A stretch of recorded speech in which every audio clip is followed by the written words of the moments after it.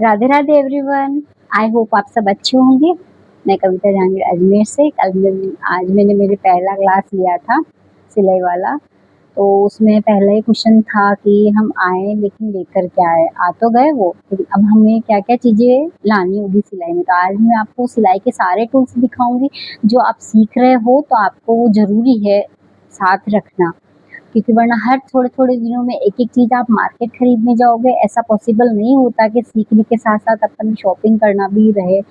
तो पूरा ध्यान उसी पे था कि आप जब भी सीखने जा रहे हो तो पहले आपके पास एक नोटबुक होनी चाहिए जिसमें आप सारी डिटेलिंग लिखोगे कि हमने आज हर क्लास का दिन कैसा रहा, 2 घंटे की 3 घंटे की क्लास रही, उसमें क्या सीखा वो आप लिखोगे, ताकि भविष्य में कभी भी आपको कुछ भी ऐसा हुआ कि समझ में नहीं आ रहा तो नोटबुक होगी तो आप उससे आसानी से देख के समझ लोगे। प्लस आपके पास पेन पेंसिल्स होने चाहिए ड्राइंग करने के लिए।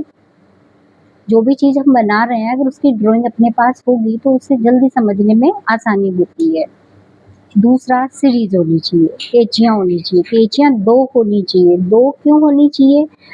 शुरुआत में 5 दिन सिर्फ पेपर पे 2 दिन तो सिर्फ ड्राइंग सीखनी होती है। तीसरे दिन से लेके 5वें दिन तक सिर्फ पेपर पे कटिंग होती है। 5-6 दिन पेपर पे कटिंग होती है, तो नॉर्मल कैंची से काम कर सकते हो, लेकिन ऐसी कैंची को जिससे अपन पेपर काटते हैं उसको है ना, उस पे कपड़े पे काम में नहीं ले सकते, क्योंकि कपड़ा पे इसकी धार खत्म हो जाएगी और फिर उसी धार को अपन उसमें काम में नहीं ले सकते। कपड़े काटने के लिए अलग और पेपर काटने के लिए अलग 2 कैंची होनी चाहिए।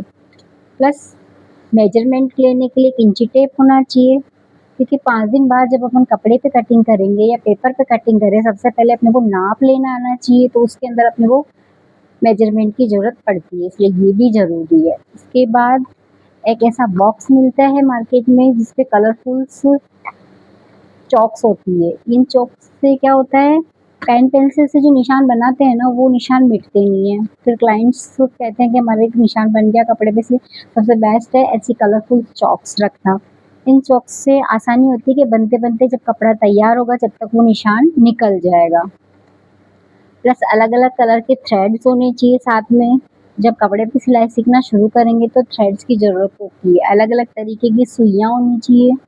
सुई मतलब मशीन वाला तो मशीन के साथ ही देगा, बाकी ऐसे कपड़े वाली सुई अलग होनी चाहिए, हैंड वाली, जिससे हैंड वर्क कर सकते हैं।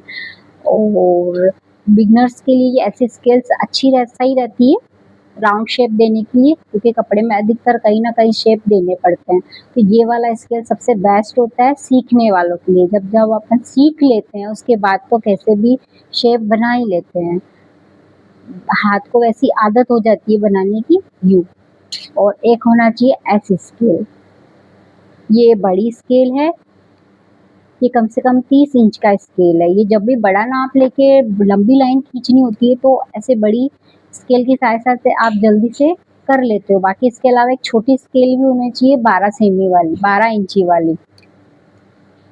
उससे छोटे निशान को सीधी लाइनें बनाने के लिए, ड्रॉ करने के लिए ज़रूरी है। और सबसे ज़्यादा ज़रूरी है ये बुकरम, ये भी ज़रूरी है। अगर आप सीख रहे हो फर्स्ट मंथ में तो चल जाएगा, सेकंड मंथ से फिर आपको डिज़ाइनर गले बनाना शुरू करना पड़ेगा, तो गले डिज़ाइन करने के लिए ये बुकरम होना ज़रूरी है।